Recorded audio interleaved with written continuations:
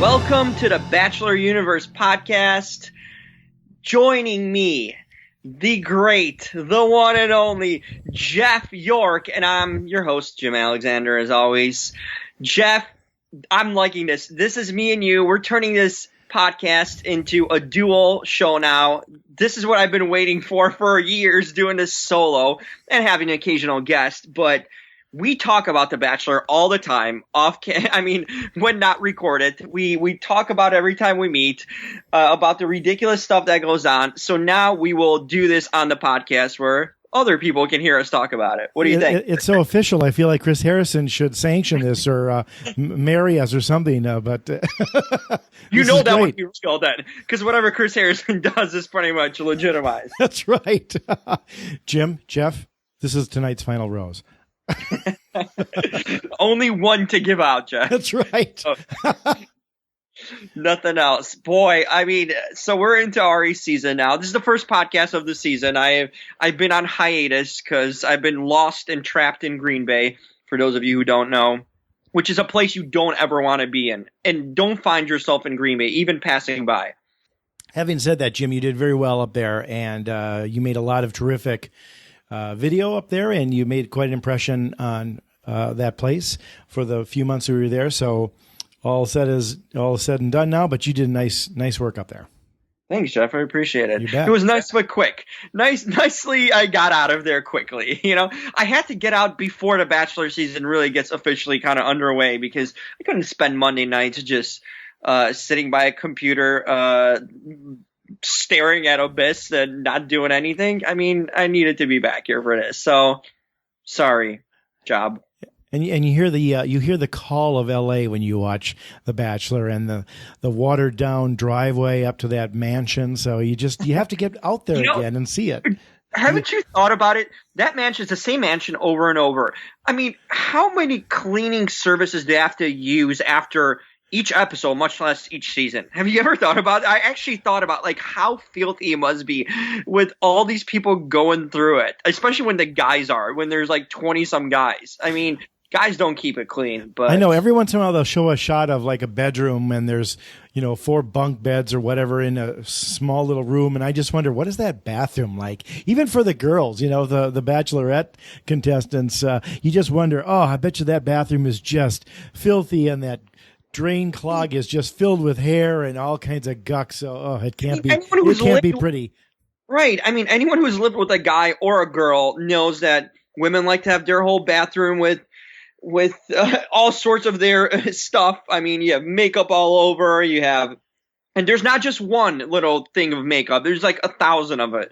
And you have your blow dryers and curlers and all that stuff. And with guys, we're just slobs. So it's every crap you could find. I know towels on the floor and, right. Probably unflushed toilets and stuff. No wonder they get out of there so early now on the show. They can only do 3 dates there, and then they have to go to Europe to find some clean place. And then they bring in the industrial strength janitors to scrub the place down because I'm sure whoever's got that gig, I am not envious of you at all. It's a guy like Harvey Keitel in Pulp Fiction. He comes in and has to give it the thorough cleaning, something to get rid of all the gunk and blood that only the mob uses, other than ABC for the Bachelor pad. If you're a cleaning person, props to you for that, because you must dread that job. Unreal. Oh. So let's get into this. Let's get into this season of Ari.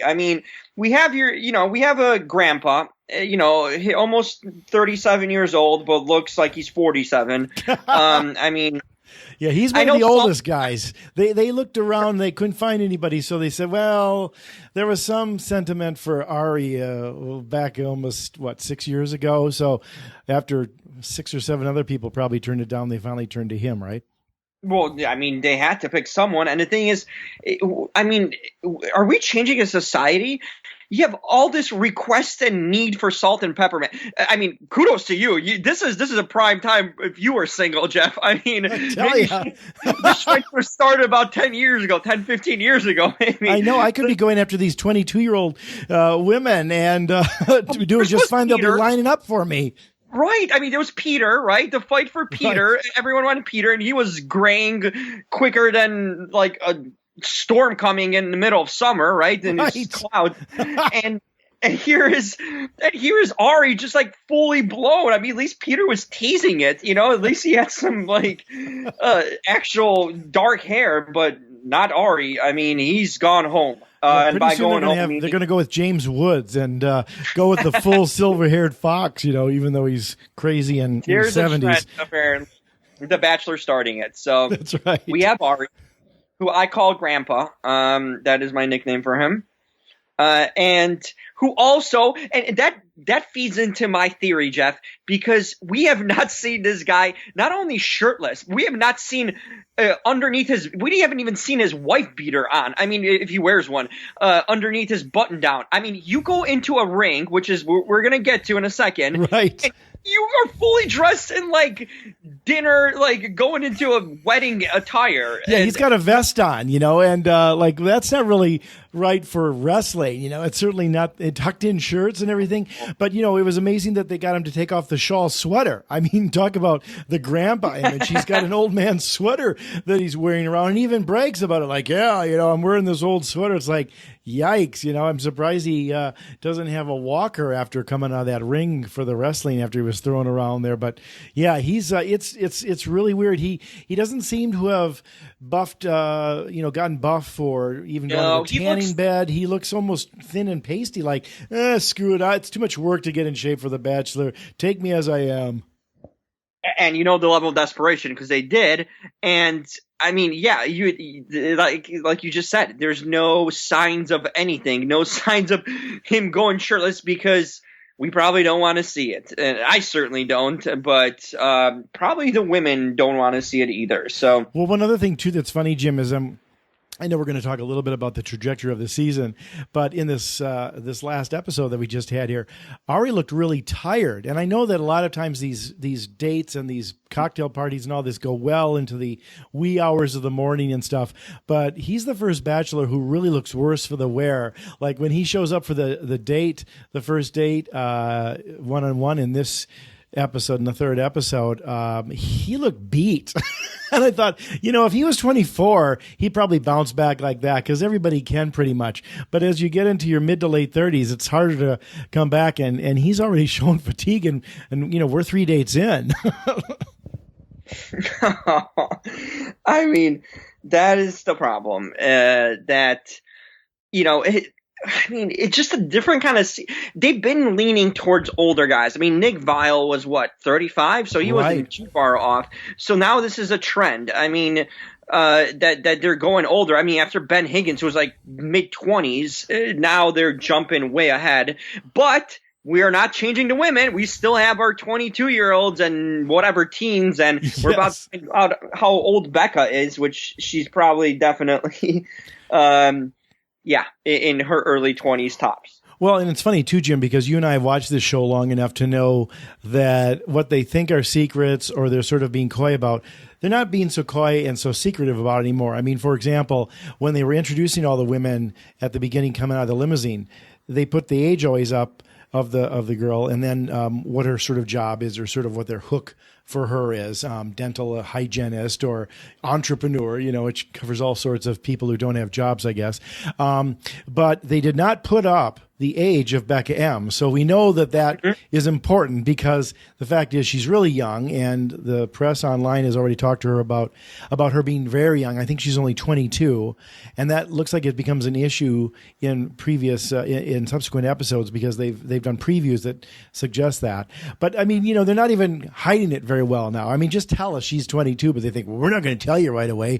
So you can be shocked when you find out how young she is versus how old he is. She looks like I'm worried because to me, she looks like she's underage. I mean, someone needs to card this girl because She might not even be able to drink the alcohol there. Yeah, really. She almost looks like she's not of drinking age. Like maybe she's a college freshman or something. Right. I mean, that's the scary part. And what's even scarier, how into her he is. I mean, now we know the little dirty side of Ari, how he's just losing it over a young chick. Well, let me ask you this, Jim, because you are the authority on The Bachelor and The Bachelor Nation and everything else.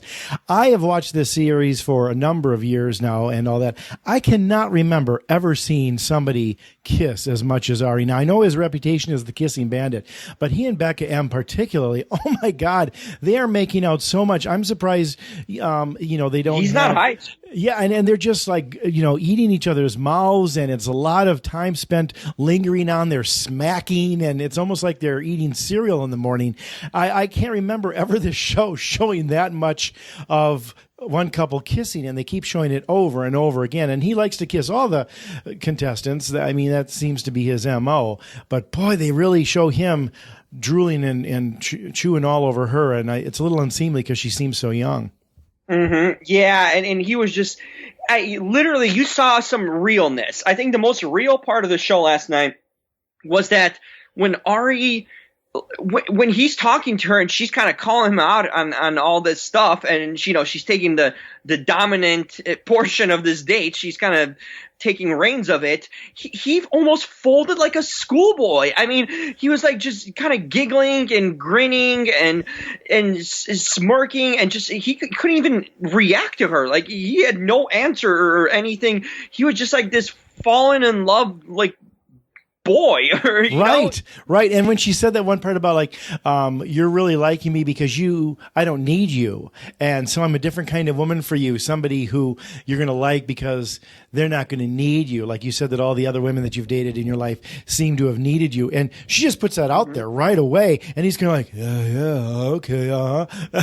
And I mean, she may be that young, but she's kind of already pulling his strings and dominating him. And every time there's been a kiss, she's the one who's kind of gone in for it first. She's definitely setting the facial like, okay, now I'm serious, I'm laughing. But then, she turns on a dime and becomes very serious and starts to go in for, and, all but says, land the plane, pal. So she's really taking control of this relationship right off the bat. Yeah. Unlike all the other women who just kind of like, sheepishly approach him and are debating and pondering if they should talk to him or not with this kind of fear and shyness, she's just like, she's not intimidated by him. I think that's the thing. She's the one that really stands out, that she's not intimidated by him, while all the other women are kind of, skirting around, no pun intended, and beating around the bush, no pun intended. Well, let me ask you this, Jim, because again, you're the authority on this more than I am, but I have to say, and they don't ever really say this on the show, but I get a sense from Becca M, and occasionally there's one or two contestants each year that sort of have a similar savvy to them. But I always ask when I watch this show, do any of these contestants ever watch the show? Like Becca to me seems to know, but she seems to know kind of what is expected and kind of how it plays and how it goes. But you get all these other women who are like, I need time with Ari. I'm standing in line. I'm not going to get my time now. It's like, relax. This is the show. It's almost like they walk into it green and they are just jumbled nerves. And I think they sabotage themselves by being so crazy. And a couple of them last night, I think, talked themselves right out of the show. The one-on-one, oh my God, with, going, how can you screw up wine country? How can you screw up going to? Oh, you could.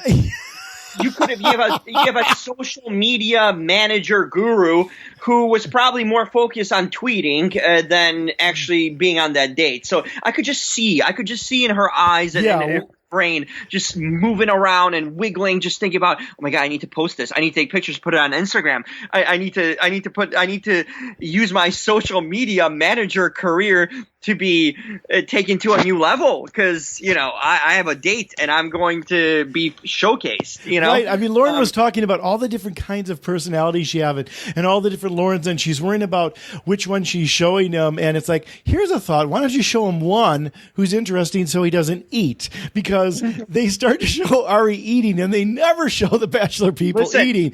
And that's always the sign that, the date isn't going well. He's actually eating that cold plate of food that has been sitting there for 3 hours in front of him while they film this date. It's hilarious. When the main person starts eating the prop, you know it's bad. They also gave one other tell, again, as we've watched the show long enough, but they showed Lauren packing her bag. Now, we know that they have to pack their bag when they go on these dates because there's always a chance that they could be sent home, literally sent packing, but they're already packed. And they showed her packing and dragging that big case down the stairs. And I said to my wife as we're watching, I said, she's going home because I said they never show this. So if they show it, you know that's their tell or their foreshadowing that, oops, that date isn't going to go well. But I mean, Lauren was just talking herself out of the easiest date you could ace, and that is walking through a romantic vineyard and having wine and cheese on, Napa Valley date. I don't know how she screwed that up, but she did. And speaking of these dates, they've been weak. I mean, here's one observation I had. I know the budget is tight, and by tight, I mean they probably have a budget, shoestring budget that probably doesn't exceed a couple $100. But and it's been getting worse season to season. So this is not progress. This is going backwards. But we're talking about you're trying to pitch Ari. I call him the grandpa, this oldest bachelor, whatever you want to call him, or, graying guy. But yet, this serious kind of bachelor and serious guy, but yet he's got the most immature dates ever. I mean, he's got a go-karting date and he's got a wrestling match date. I mean, this is something you would put for Becca and her, people her age, Right. It's almost like a satire of a date. And as fun as it is to, in some respects to, sort of do a riff on Glow, which is a big show on Netflix now and everything else. It's hardly a sophisticated date. It's something that the women aren't going to feel very good in because they're not going to have the athletic prowess that you do need for that, even though it's fake wrestling.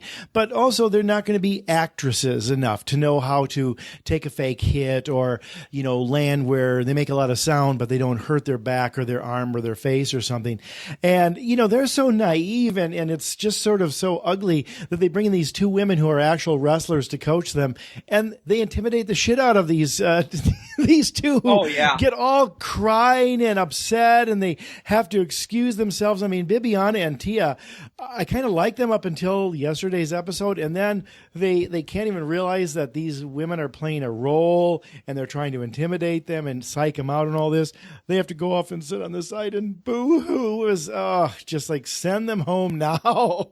But Tia sort of came back and Bibiana did too, but I don't know. It just, again, these people sort of read the room. This is a stunt. It's a showpiece. You have to act and be funny and be into it. And they get all hurt because Bibiana's name is being made fun of. Really? Like, that's the first time you've ever had that name be joked about? I don't think so. It's one of these things where, I mean, Bibiana, it's funny that happened to her because she's got the biggest mouth and she goes all, crazy on everyone and just, tough, acting all tough and stuff. Yet she was the one that folded the quickest, in that instance. Yeah, isn't that funny? She's kind of the one who almost goes a little street, and you might think that she's going to cut somebody. And she talks about don't you get in my face, and it's kind of going all Rosie Perez on people, and don't follow me, the cameraman, and all that kind of stuff. And as soon as a little fun is made of her name, she folds like that house of cards that you said. It's so funny, these thin skins that these people, and again, they've never watched the show. They always have to do something sort of embarrassing, but to your earlier point, Jim, you're right. They seem to save all the money now for the back end of the show when they go to the exotic locations where they're in these big swanky hotels and they're out in Iceland and climbing up mountains or doing things like that. But if you're in the first couple of weeks in LA, it's kind of the dregs. I mean, you're right. These were silly dates. And then, then they're doing not only the go-kart race, and the Glamorous Ladies of Wrestling, but then they did the, the Demolition Derby. None of that is very romantic or sophisticated or frankly even fun, I don't think. Some of the girls played it better than others, but it just seems like kind of dumb dates, to your point. Yeah, it really is. And and it's like they're not fun, and you can tell. Like, how is any of this connecting them together? It was all done. These are dates kind of purposely done, probably, I'm guessing, through like the auditioning process where they knew that Annalise was terrified of these bumper cars. It was literally done for a reaction. Right. That's the only point of the whole date, is just to get that little, flashback scene in there, just to get a few laughs, and at the expense of the whole house and an actual date on a show. It is just to get that little gimmicky spot, just to cater it to Annalise. Well, and same thing with the rest. Yeah, like with that dog show. I mean, they're all wearing cheesy costumes, and Annalise's, of course, has some childhood memory where she was attacked by a dog. So we get to see the black and white reenactment of that, which is so funny. I mean, they're almost getting into, some of that sort of ID network territory where they, show the violent scenes or the people kidnapping people, and then they recreate the scene. But I know that poor Annalise, she was just the butt of these couple episodes, and then of course she goes up to Ari at the cocktail party because she can't wait to find out if she's going home. And he's like, yeah, you're going home, sorry, can I walk you out? It's like, wait 10 more minutes and at least walk out with another girl. But, she rushes that. So she's, that'll be another flashback now in her mind, I'm sure. Maybe when she comes back for, Bachelor in Paradise, they'll show these scenes in black and white as her terrible her Vietnam flashbacks. I mean, that's something they've added clearly for this season, and they're just like going crazy with it and just almost overdoing it and defeating the purpose of it. But as you can tell, every season, last few seasons, it's starting to get more and more comical and cartoony, and they're just doing it stuff for spoof. So you spent half a season just going over a spoof. It seems like it's very comedic now. Like they're almost giving into the camp value, which they do in The Bachelor in Paradise, because I think that's so silly and they treat it like it's, a goof from the first opening credits where they're all doing parodies of like 70s sitcom credits and Three's Company and stuff like that. And, they have the crabs talking and it's all kind of silliness. Yeah. But now it's crept into this show. Like this is the first time where the dates seem to be almost to truly embarrass them, and they're cheap and they make them look cheap. I mean, even if they're going to do something with dogs, I mean, couldn't it have been where they're learning to train dogs or acclimate dogs who are in the, the pound and they want to get them adopted, and they could have made it sort of a dignified kind of emotional and moving kind of thing. But instead, they bring in Fred Willard because it's a parody of Best in Show, and they're all wearing cheesy prom gowns that, look like they cost $1.98. And it's just kind of all, again, to embarrass them. And the dog thing could have been kind of a sweet thing to see.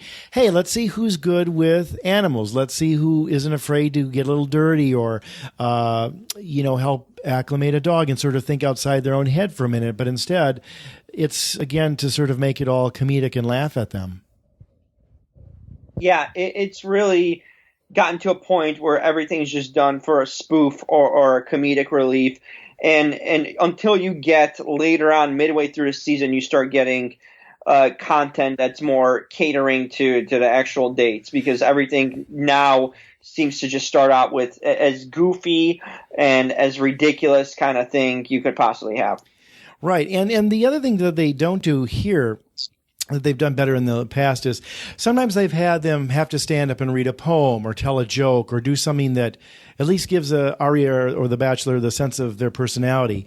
Here, I don't think much personality came through the dog show or a thing at all. I mean, a little bit with the wrestling thing, but they were assigned personas. And, that was sort of regulated by, okay, the villain has to win this one and the good character has to win that one. I don't think there was a lot of room for them to actually be themselves in that. So I think we're already missing a little bit on just as an audience getting to know these people, let alone Ari. And of course, he's not interacting with them in any of these things. He didn't interact with them in the wrestling. There was nothing that he was doing with them. and same with the dog show. I mean, he's placed in a very arm's length sort of judgmental thing, which, if I remember in the past, they've been a little bit more involved with in going over, like if they were writing stand-up, or the stand-up was at least about them, and so they were, the jokes were all about the Bachelorette or whatever that the Bachelors had to stand up and make the jokes about. So yeah, a couple things are off.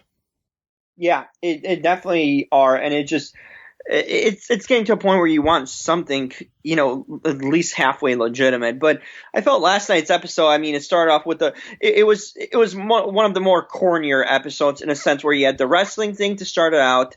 Then you had the wine social media manager just failing. Then you had, the dog thing, and it just kind of floated through. The episode was just kind of a bunch of crappy, joke-like things that happened, and then it just goes back to the rose ceremony, which finally, 3 episodes into this season, and we had 3 rose ceremonies at the end of the show. So I guess they're finally going back to the old method after everyone kept on complaining about them not going back to the rose ceremonies, having him at odd times in a show or starting him out. So right. Yeah, they used to treat them as cliffhangers for the last couple of seasons, which you really want that at the end of the show. And there are a lot of times too in the past few seasons where the Bachelor or the Bachelorette didn't want to have a cocktail party, so we missed all that, and the rose ceremony was kind of truncated, so you didn't have much fun to it. Yeah, at least that they did right this time. Let me ask you a question, Jim, because you know this stuff better than I did, but were they not sort of setting up Chelsea as the villain in the first couple episodes? And now it seems that they're definitely making it the other girl, why am I blanking on who she is right now? The name of the Crystal. Yes, Crystal, of course. Duh, Crystal with a K. Because clearly her parents watched Dynasty back in the 80s when she was born. But yeah, it seems like now we're going, unless there's going to be 2 villains, but usually they just set up one. But I thought, okay, we've got Chelsea, the arrogant mom who thinks she's so much more mature and better for Ari because of that, and she's got a kid, blah, blah, blah. But man, Crystal's really been coming on strong in the last couple episodes as kind of the person who's just insufferable already. Here's my take on it. Uh-huh. So I think they've done this for the last few seasons. They have an opening act villain, as I call him. Uh-huh. They kind of had that, like if you look at The Bachelorette, remember Waboom and that other... Yes. They were sort of the villains in a sense, but they were such clowns that they, you kind of almost laughed at them constantly. But then they weren't really the villains. As soon as they kind of got rid of them, it started going into the Southern guy, that kept on offending everyone. Right. You're right. But so he became the villain, and in the beginning he wasn't a villain. Like in the first few episodes, they didn't even focus on him as a villain. It was just all Waboom and Blake, that was his name, just being kind of the goofy villains, the annoying guys, the ones that rub people the wrong way. And as soon as they got rid of them, then the focus came on the guy from the South who was offending everyone, whose name I forget right now. But I think that's the trend now. It's kind of like a teaser in a sense where Chelsea was being teased from the first episode. She's the mom. She's going to be – but look at the focus on her. It's just completely gone away by the wayside. Soon as they used her in a way just to establish and propel Crystal. Because Crystal, it was a little bit of a build. So they didn't just throw Crystal in to the fire right away. They used Chelsea as the kind of a crutch villain so they could set up Crystal, and now she's going to take over. Because I believe that Chelsea is just not going to go far. It seems like they're just kind of use the best of her and just throwing her away by the wayside. And now, using more, focusing on Crystal. But when you talk about Crystal, is she really a villain? Because she's kind of like the most polite or kind of like the most rational villain we've had. You kind of feel, they set her up in the beginning saying that, she helps the homeless and she's got this great heart. And, now she almost has a point to every type of arrogant thing she does. You're kind of like, well, she did an arrogant thing, but she still seems pretty rational and nice about it in a way, just a little bit condescending. But is she a true villain? Is that the question? Because she seems the most light version of a villain, the most PG version of a villain they've had in years.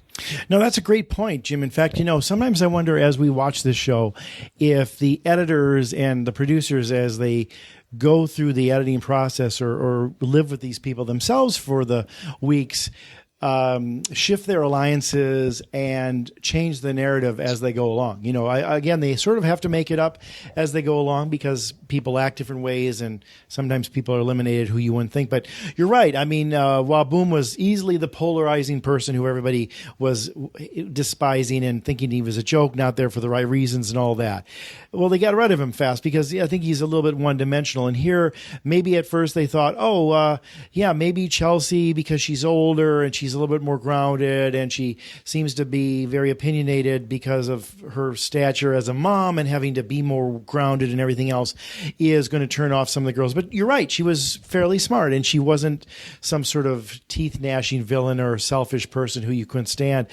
But then as they've gone through a couple of the weeks, both them seeing it as the producers and the editors of the show, let alone us as watching it, realize, some of these other people are sort of moving to the forefront and revealing themselves to be a lot more heinous than Chelsea was. I think Crystal, she's just talking all about walking on people's toes. And, last week she had the rose already, and yet she's trying to dominate time with Ari when all these 20 plus other girls are just trying to get their foot in the door and make an introduction.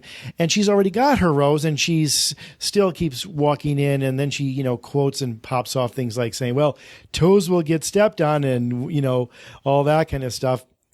And you're right. She's kind of becoming the villain now because the villain also has to be a contender, right? It has to be somebody who, the show is going to keep around. I've always thought that, they'll say to Ari, one of the rules is you get to pick all the girls except for one. You're going to pick the villain because we want that villain around for as long as we can. So, we have to keep that person up until at least the final 4, and then you can get your own 3. And I think so far it seems like maybe Crystal's going to be that person. She is cute. Ari seems to like her. He's already kind of been whispering her and having makeout sessions with her as well. But she's also overstepping it with every other one of the women there, and they are, I think, setting her up to be the long villain for the season. Yeah, she's sticking around, and I don't think Chelsea is, and that's why they're making the transition and flip already, because we might have a few more episodes of Chelsea. But when we look at it right now, I mean, based on these 3 episodes, I mean, how obvious is he making it? I don't remember a bachelor or bachelorette that made it so obvious when they're not into someone. I mean, like you mentioned to me off air yesterday when we were texting during the show, it's just like he looks away from him. He tells him like literally like as a school kid. There's some very much of immaturity in Ari, but he's like, well, he's making out with everyone. Then she's like, well, I can't kiss you right now. It's not the right time yet. And then she confronts him and he admits, well, I'm not into you, like a coward. That was really cowardly, I felt, of him, just kind of like, not being straight up with this girl, with Annalise, and telling her that he's not even into her, telling her, well, the timing isn't right yet, we got to work on it, and then he's making out with everyone. But he makes it so apparent. He just he looks so disinterested in certain women. Like, he won't even look at him. He doesn't even want them to touch him. Like, he won't even pretend. I mean, that must concern production, because you can just watch it, the body language, and just it's so uncomfortable, and it's like immediately like, yeah, this girl's done. That's a great point, Jim, because when I think of seasons past Bachelors, they always tried to be interested even if they weren't. And I mean, they were like Chris Soules and Brad Womack. You could see a little bit of them like, shit, I can't believe I have to sit here and listen to your craziness. But they were always looking at them. They were always listening. They tried very hard to listen. They tried to give the woman really her say, and ultimately maybe they ended up giving her the craziers wins enough rope to hang themselves. But I remember how they were very gentlemanly, and they would very much look at them and try to talk to them. And maybe at the end they'd reluctantly say, like, hey, it was fun and you're a great gal, but maybe you're not quite right for me. And they'd let them down a little more gently, and there was dignity. But you're right. Ari is almost from the get-go, I'm not interested in you. I'm going to eat my pork chop. I'm going to look away. Right. I'm going to make all these excuses to not kiss you. And then on the other side of it, the gals that he's really interested, oh my God, he's almost, pushing the pedal to the metal already, to use the racing metaphor of his profession. I mean, he has been making out with Crystal and Becca M like most Bachelor contestants do not make out until well halfway through the season, when they realize, okay, you're one of the 4 or 5 gals who I'm really liking and I'm going to keep around, and I'm clearly interested in you. And now let's get to the point where we start to make that happen. But I mean, where do you go with Becca M after this, unless you sleep with her by episode 5 or something, because he's really making out with her like she's a long-term girlfriend, and he's barely been out with her. I mean, she's only been on the group date so far, right? I don't think they had a one-on-one yet. Yeah. It's shocking. To be that intimate already with somebody who, you've really just known at the cocktail parties and the group dates. But yeah. Here's the thing. So when you're looking at 3 episodes in, who would you call the favorites, or even your top 4 who would get to hometown? Because there's obviously 2 favorites. I mean, Crystal's going to stick around because she's the villain. He's into her. And Becca is just far and away, seems like she's got him wrapped up. But who else stands out? I just think this is just like a bunch of women in just hanging out in a group, and you can't separate one from another who would be even a strong contender. Nor there are none of them. I feel like this is one of these seasons that I don't even know half of the girls' names. Like, they're not standing out at all. It's hard to even tell who's who, because it's just such a lack of. There's a little bit of Tia, and obviously Bibiana was making her case just by trying to act tough. But besides that, who's sticking out here? I mean, my personal favorite from the start of the season was Caroline. I'd buy a shoebox from her. I know She's a realtor, but she's very attractive and just seems kind of got it together. But they don't feature her. Tia's getting a little bit, but I think most of her rub is just a connection to the Arkansas thing and connecting her with Raven. More so than with Ari. Right. In fact, that's exactly right. I mean, I think Tia is. If I had to predict right now, just based on these episodes, I would say Tia is probably in 3rd place. And, she was really on that precipice of going home, I think, when she reacted so badly at the wrestling stunt. But then she kind of rallied, and she even won it, and she, was funny. And she seems like a very together person, very calm and mature for the most part, though she really caved there at the first part of it. But you're right, she's getting sort of the the legacy thing by being a friend of Raven's, and I think they always try to have somebody from the South. I think that helps just like with Miss America, it always helps to have Miss Texas in there, right? Miss Texas always makes the final 10. So they're going to have a Southern girl stick around here because they want the Southern audience, and that provides a different sounding voice and somebody who's maybe a little bit more of the genteel girl and all that kind of stuff. So yeah, I think it's her, but you're right. The rest haven't been making much of an impression. In fact, this year, the ones who have been making impression are the ones who are showing the door. Honestly, it reminds me a little bit of Project Runway, which is another show that my wife has got me into as far as, reality television. And they always concentrate on the winner and the loser. And then there's a second sort of winner, second loser who is showcased. And that's how you know before they do the runway who's going to probably be in the top and the bottom because of who's getting the most airtime during the challenge. Here's the same thing. But the girls are the girls who are going home. It's Bibiana, and she goes home. It's Annalise, and she goes home. Holy crap, even on the date with the Lauren or whatever, and then she goes home. I mean, it's almost like if you were getting airtime, that's it, folks, because get to know them now. They're only going to be around for the special guest star in one episode, and then they're gone. Yeah. But you're right. They're not setting up sort of the people that we start to get to know a little bit better, other than really those 2 that we said, and maybe at a very distant third, Tia. Yeah, and it's just like some I'm actually surprised about. One that surprised me is Markel. I remember in the first episode they kind of they did that promo. She's that photographer. Right. And that she kind of has some attitude. Like, she could be a villain for sure, but she's just falling behind the wayside. So I thought she would be a strong contender. Another one I thought would be Kendall, who's like the creative director, who's got that. Right. I think she's into taxidermy, right? Right. That's right. So I thought she, just kind of by the look and her personality and presence, she would be someone. And then another one was we teased last week was Becca K from Minnesota, who he had that date with last week, who he got all that clothing for that he took away and just left her with the earrings. Right. It's like, hey, you can dress up. It's equivalent of taking a woman to the mall, and it's like, hey, go to the store. I'll tell you how great you look at it, but you're not buying that on my credit card, so put it away. It was such a tease. It's like, but she seemed to like kind of get his attention, but I didn't see anything of her in this episode. So it's like you would think certain ones are some sort of favorites or contenders, but they're really not when you look at it. So, what is the deal here? Who starts separating themselves? Because we're now looking into a point where he's going to start having to eliminate more and more women next couple weeks before they start heading out of town and going on those lavish dates. But who's like a contender? Because right now there's not much drama or suspense. Because it's pretty apparent who he's into.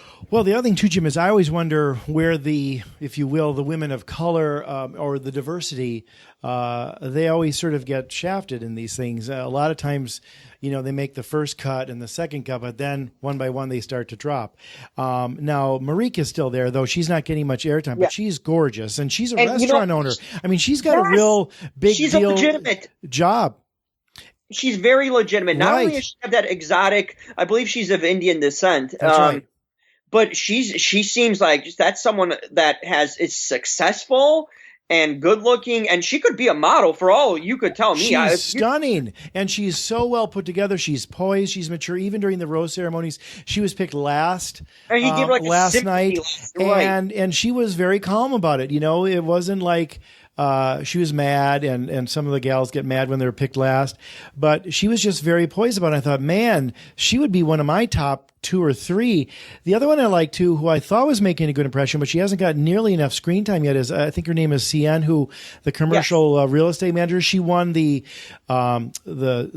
car thing, and she's been kind of strong and very upfront and confident, but. You just wonder, people of color don't do very well on these shows, but she's a real winner too. And what about Brittany? Yeah, and you just wonder if she's going to stick around. And the other one I like too a lot, who I get confused with T, is I thought Jacqueline seems like a very calm, attractive woman, and sort of she has a little bit of that. Well, I don't want to say bachelor brunette kind of quality to her, but they always pick really interesting brunettes. They tend to not be the models. They tend to be the Desirees or the all-American girl types who look like they'd be the prettiest girl in high school, right? Right. That kind of thing, without like, oh, she's a model who's clearly doing this to advance her modeling / acting career. But she's one of those brunettes who's, you look and go like, okay, she was a big deal in school and she's got friends and she probably doesn't need the show. But Jacqueline, I don't know if she's on his radar yet. It seems like it's Becca and Crystal, and everybody else is kind of an also ran. That's around, and hey, here's my call. I don't know if this is me. I'm watching last night, and I'm looking at Jenna here, and I'm thinking, I need a few takes. I need a few angles. I'm like, my God, do I see some Margot Robbie in her? I see some Margot Robbie in her. Oh, yeah, definitely. I mean, she's got that. And I think a little bit of the. Well, a little bit of the Miss America kind of all-American radiant smile. I mean, she might have been in a few pageants before she got into being, a social media person and everything else. But she's very, very cute and smart and confident. And, she's got a little bit of that sort of Southern, the makeup is perfect, and and the hair's curled. The hair is curled perfectly, and that plays really well. I'm sure. I think she was from Raleigh. But I'm not even sure he's noticing something like that who is kind of an easy one to like, because she's attractive and she's personable and there's nothing not to like about her yet. But I don't know. The one that just slays me, and I know you and I have a little bit of a difference in taste about it. I mean, the pixie cut is not everybody's cup of tea, and I think it's not my cup of tea, even if I'm like dehydrated. Okay.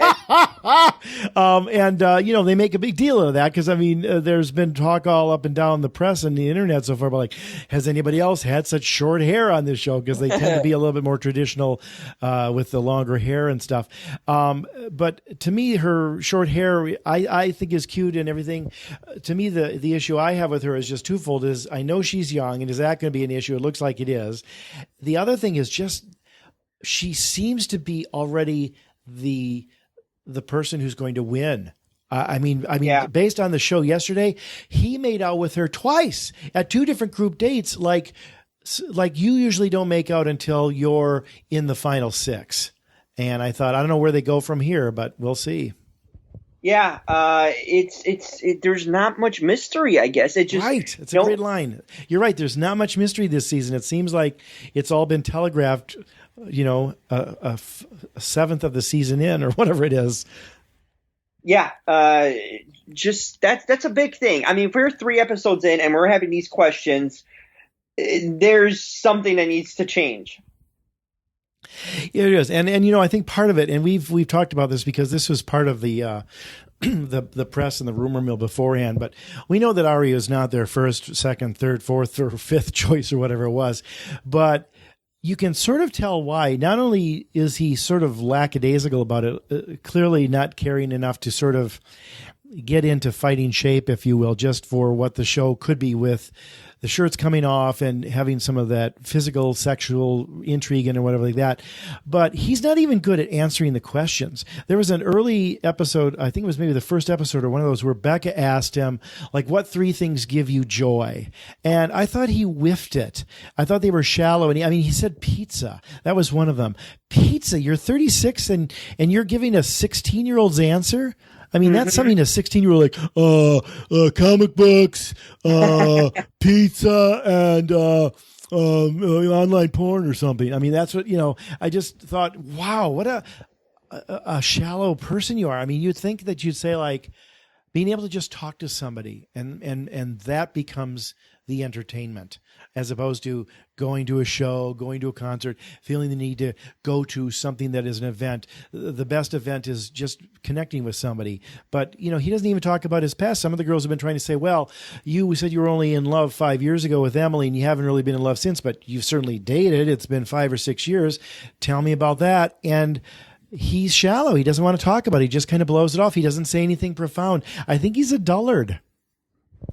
I don't know. There's something about – there's 2 things. Either he's playing the whole I'm mature kind of card and I'm just so confident in knowing what I want. And like he mentioned that he's just looking for a wife now. And he's trying to play up against his old image of kind of being a fool and chasing around Emily Maynard and not getting anywhere. Right. Now he's suddenly this like smart, know what he wants kind of guy that he's not wasting time on anything because he's looking for a wife and he's just so mature and he's got it all together, but yet he can't even answer a question. So then it's like You're playing that up, but then back it up. Be confident in your other aspects of you. Don't just play the one card of just like I know what I want, but yet can't stand up to the fire when he's even something basic.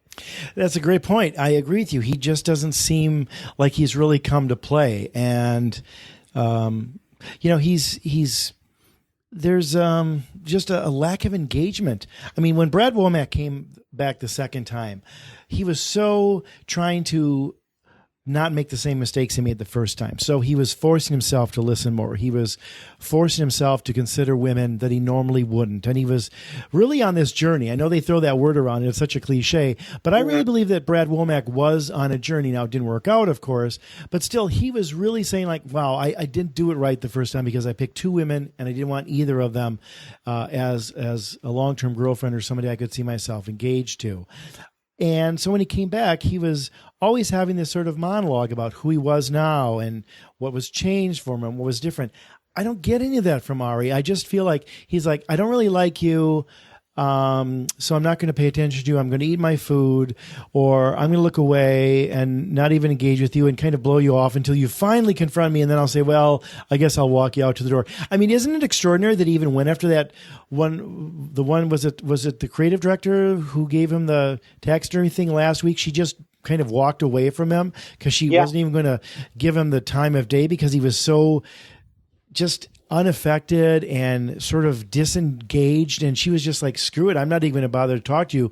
And I swear to God, they cut it. So they forced him to go and have it. Like, this is the drama, or you've got to go and talk to her. Because I think he was going to be probably content to just let her go off. And she was too, because she didn't think it was worth it. So he seems like a kind of a dull choice, which brings me to one other thing I want to bring up with you, because this is something you and I have talked about a couple of weeks now.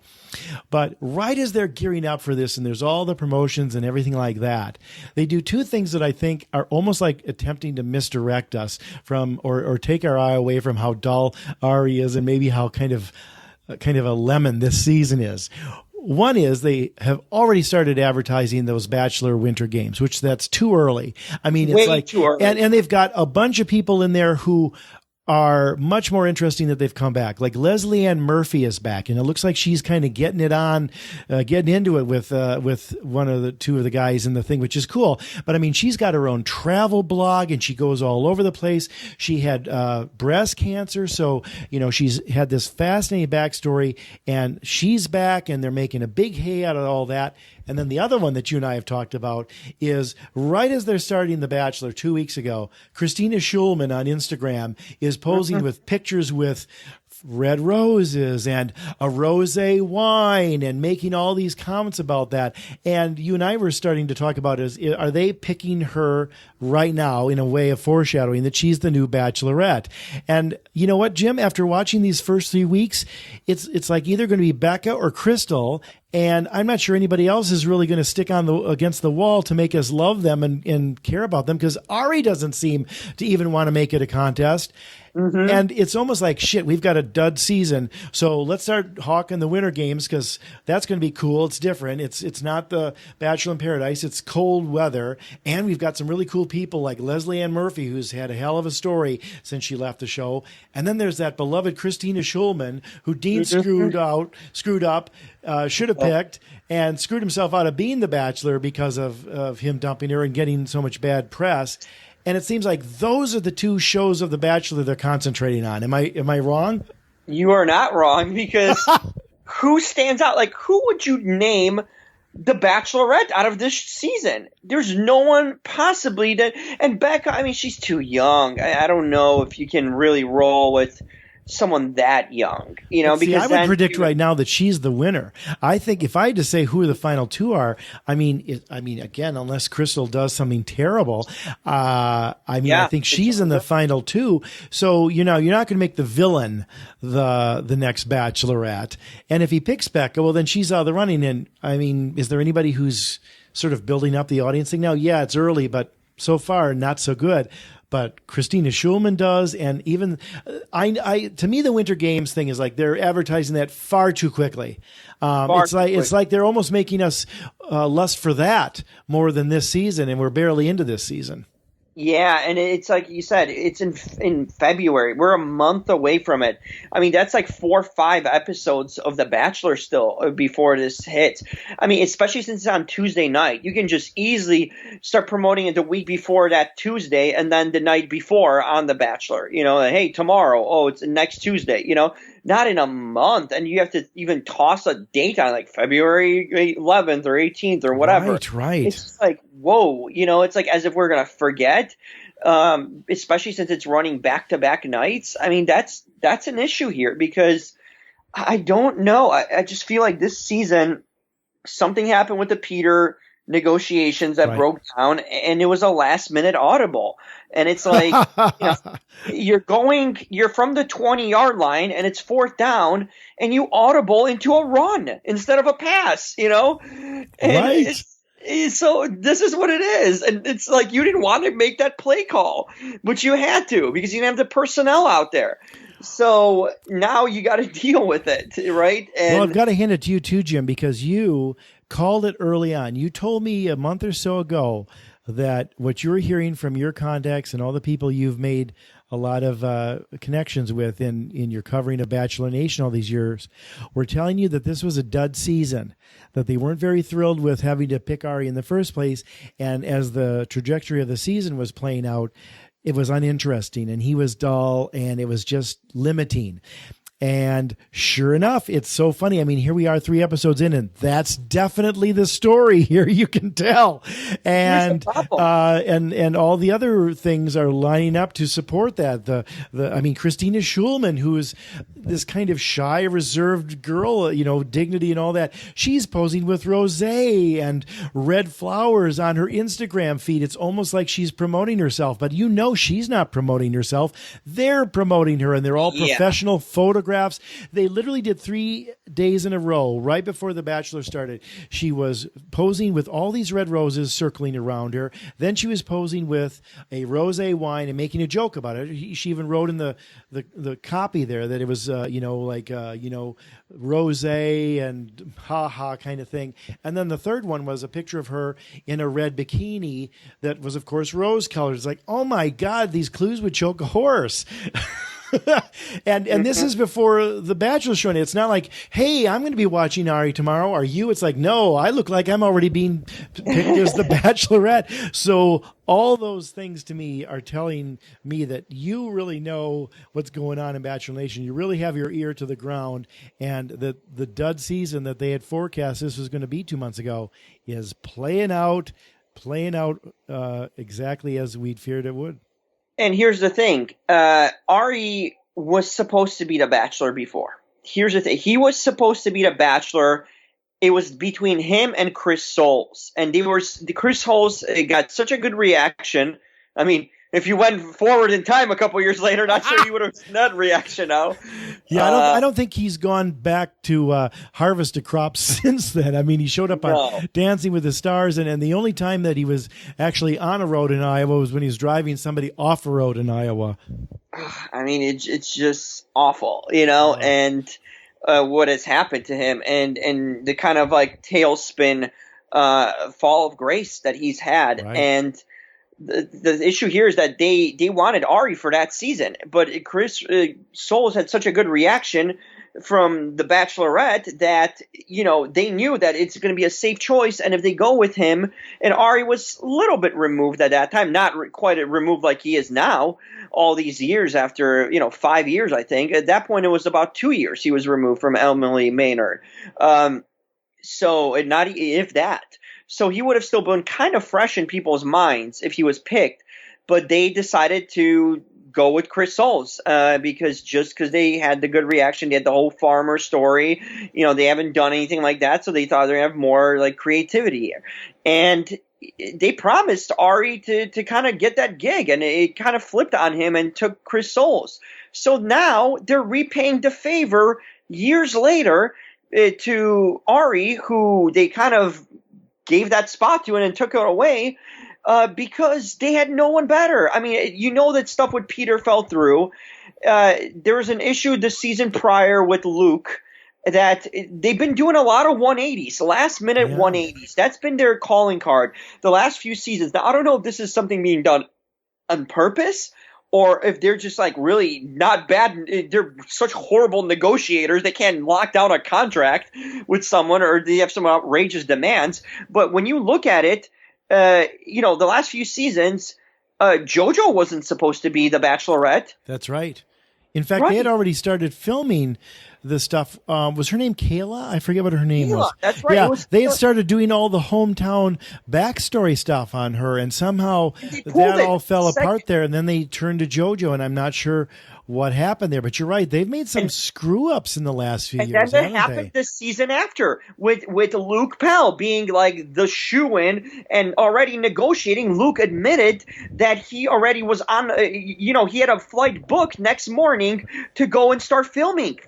Already the deal was done, and then the night before he goes on this flight to LA, he gets a call being told that Nick Viall gets the gig. Wow. So, I mean, they just pulled it underneath his rug, and after he agreed to a contract, they literally tore up the contract somehow and didn't even give the guy a reason, apparently. And that's why he has not been heard from. Have you heard anything from Luke Pell, who was such a character? He has literally vilified the Bachelor franchise. He said he would not appear on any show. They tried to bring him around again or try to sweeten the pod by bringing him Bachelor Paradise. He was so offended, and rightfully so. If you're booking a flight, you have the deal, you're ready going to film, and then you get a call the night before, we're going with Nick Viall out of nowhere. Like, imagine that shocker when you changed your life already, probably took off of work, or a lot of stuff that goes into this pre-planning, and they just randomly pulled it off just for what? For the shock value, because people were like spreading out information already that Luke is getting ready to film, because they wanted to outsmart everyone in the last minute at the expense of someone else. And they did the same thing to Ari earlier with Chris Soules, and now they had no choice because Peter screwed them, it looks like. Peter pulled out the rug in front of them, and finally they got a taste of their own medicine, it seems like. I doubt that there's any way that they pulled the rug under from Peter, because it just seems that he was the guy, and he would have such good publicity, but he just told them F you at the last minute, and he wouldn't go. And literally, the guy seemed to always have a backbone and some conviction about who he is, and some legitimacy, that he would not stand for BS, and be controlled by the show. And well, it's funny. Go ahead. I'm sorry. Go ahead. Well, that's what he did, and that's how Ari ends up as the Bachelor, long story short, because he's, hey, let's honor that promise we gave him years ago, and he's still kind of stuck around by us and not trashed us, so, hey, we have no choice now. With Luke Pell won't talk to us, Peter doesn't want us, so, hey, Ari it is.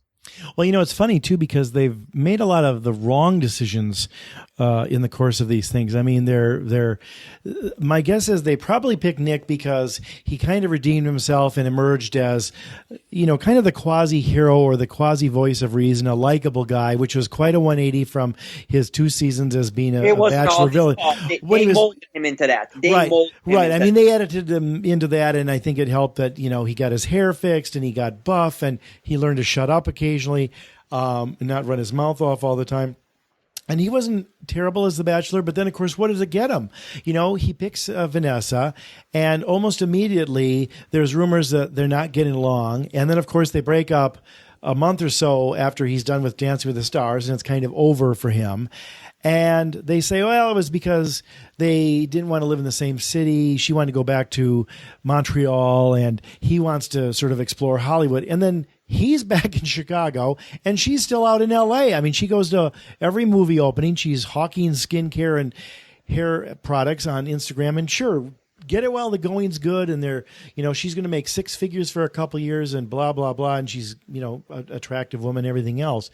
But was it worth it? Was it worth picking Nick? And then, his 4th time on the show, and now they don't have a romance story there. In fact, it was one of the shorter ones. It was almost in some respects as short as Jake Pavelka and Vienna Giraldi. And so it's another kind of black eye to the franchise. And thank God they've got Sean Lowe, because that guy is the only poster boy that kind of keeps sort of up the good image of them. But they screwed up a few times with these things. And, they were all set on Dean. But then, of course, Dean comes off like such a shallow asshat down in Bachelor in Paradise and screws himself out of it, and then they don't have anybody else. And, looks like they may not have anybody else here. That's why I think they're already putting Christine out there. They want to make sure she said yes. They know that everybody loves her. If they're following her, they're going to get the buzz going already. And you watch, before they're even halfway through the season, they will probably announce her as the Bachelorette, just to, keep the momentum going, because this season itself is not going to have much. I agree. And you got to plant the seeds when the ship is sinking. Make sure you start throwing some lifeboats, and I think that's what they're doing. Because so far it's been very anticlimactic this season. It's the dates have been just boring and lame. I mean, they always kind of do like these corny ass dates, but these have been just like dumb and not even interesting or just pointless. Like, how does this wrestling thing improve? Was the wrestling just done to bring out Kenny King back to, hey, let's remember Kenny, let's bring him back, or because they love just reintroducing people who are on their good side, that they like to keep on pitching. So, hey, remember Kenny? Here he is. You know what I'm asking myself, Jim, is there going to be any difference between the first 2 episodes of this season and the last 2 episodes? I mean, I would argue that if Becca and Crystal are there, then there's almost 8 episodes in between that don't matter much, unless, Tia emerges as one of the top 2 or something. But it's so funny because they've fast forwarded into the makeout and clearly who Ari's favorites are and who's going to get all the time and attention, that I think those 2 are going to be at least 2 of the last 3 or 4 standing. And if they end up being the last 2, then episodes 4, 5, 6, 7, 8 and 9 are going to have almost no effect, because we've had the first 2 or 3 episodes and we're going to have the last 2, and it's going to be the same major players dominating the front of the season that also end up at the end. And I mean, unless there's some big rug pull that we don't see coming, but right now it's like Ari can't wait to just get it over with, and these are the 2 girls I'm interested in, and the rest are also Rans. Yeah, I mean, hey, if I was in that situation, I would take my time with everyone. Well, the thing is, he doesn't know these people, and he's not taking any time. It's really those 2 that he's zeroed in on, and I mean, where do you go unless you sleep with them by the first one-on-ones? Because he's mauling all over them and right off the bat, and clearly letting everybody know that those are 2 that he's totally into. So I don't know. I mean, for a guy that's labeled the kissing bandit, he sure ain't stealing anyone's heart, because he's not. I hope he gets a chapstick deal out of this when it's all done. I mean, that's probably going to be the best thing he'll get out of it. Because if he picks Becca, I'm sure they'll break up too. Because it's like she's 22 and she wants to get involved with him, and he's just, I don't know. I think he could be, when they go out in public, they'll be asking him, is that your uncle, or is that he'll be wearing the shawl sweater. And and he said he's already going to bed early, so he's probably in bed by 8:30. I mean, just to add more fuel to my fire is just the whole notion that how old he is. I mean, it's like, well, I like going at 8. It's kind of become a time. Like, what, dude? Your show doesn't even end before you go to sleep. Do you even watch these reruns now? Are you watching this show, Ari? No wonder you're not on social media, because you're sleeping already. Denny serves dinner at 5, so I'm there as soon as they change over to dinner service. I'm an early riser. Well, go back to sleep, because no one wants to see you, okay? What are you, like, going? It's not like he's an early riser going to the gym. We know that, right? No. I mean, he actually they couldn't even get the makeup person to sort of even out his skin tone. In one scene, I think it was the second episode, he had a short sleeve shirt on and he had a farmer's tan. It's like, really? They couldn't even just get a little bit of, the bronzer going up his arms to make that all even. But I don't know. He's probably like, don't touch me. I'm looking how I am. That's how it is. I'm not going to change anything. I'm not going to color my hair. Not going to go to the gym. I don't care about a tan. It's like, well, we care, and it's not good. Yeah, no question. So, I mean, 3 episodes in, basically, there's a lot to be desired. There's a lot to hopefully happen, but in a sense, I think it's the earliest I've ever felt watching a season where you're just like, well, this is going to be, we can just fast forward to episode 12, because I just don't see much changing going forward right now. I mean, what other possible drama or reveal could happen or change that would preclude any of this it's already been happening, from happening. And even Kimmel, I think Kimmel always makes the predictions of the Final Four. And if I'm not mistaken, I think he had Tia, Becca, and Crystal in the Final Four. I think he did. I could be wrong. He's not a predictor, okay? He works for ABC. He's got people on the internet. I think that's what it is too. Is I think he's got somebody who tells him and then makes him look really clairvoyant. But yeah, so I mean they're matching up with what we're thinking basically too. So and he's got the inside skinny. So you're right. I mean it's a fairly obvious season, isn't it?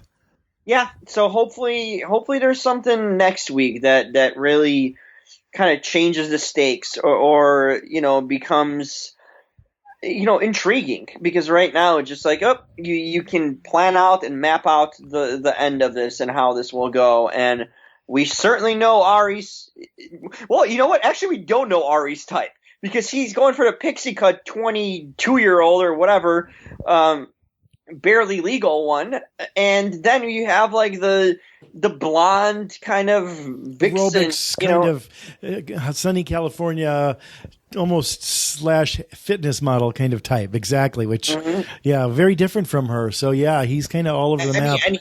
And how about the sign of this him showing interest is he took them home. He took Crystal to his hometown, and he already had a hometown date. I know. That's the thing is like, wait a minute, did I miss the entire season, or did they are these out of sequence episodes? Because he just took her to his house. He's like, what, screw it. I'm interested in her and Becca, and I'm taking her home already. And here's the issue. The issue is that, you kind of already previewed and saw what's going to happen on a hometown date, because what else could change? The only thing that could change is literally him not boring any of these women to death by looking at the photo album from 1972 of him as a kid. I mean, because no one wants to see this. No one wants to see this. No one wants to be forced down, shoved down their throat to see his, pictures, from 1972 and the VHS videos of him. Like enough. No one cares. I know. It's like they were desperate to show that he was once young. Once in a long time. I wasn't even a thought back then, Jeff. He should have picked that girl who knew his dad. She was so mad. Like, I thought that I would meet my dad would meet him, and I met his dad. Whatever.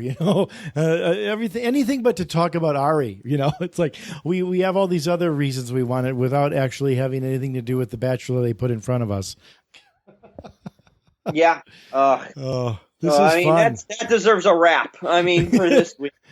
We've covered this whole season, by the way, so you do not have to listen. Well, actually listen to every episode, but you pretty much know the gist of how this show is going after this detailed breakdown by Jeff and I. Yeah, we covered a lot. We had to kind of cover the first 3 episodes, so it was pretty thorough. Thanks for having me, Jim. This is great. Oh, this is a weekly thing, Jeff. You're now a co-host. This is equal opportunity, equal power and balance between us. I love it. We'll be the Siskel and Ebert of the Bachelor Nation. Right, just more talented. Okay, that's right, and more in agreement. I think. Right. I doubt that we'll fight much. I think we'll be. Yeah, that's how I feel too. Mm-hmm. Yep. Right, with a real opinion, maybe. Well, we'll spend most of our time laughing at the stupidity of the other stuff, and that'll be entertaining rather than us fighting.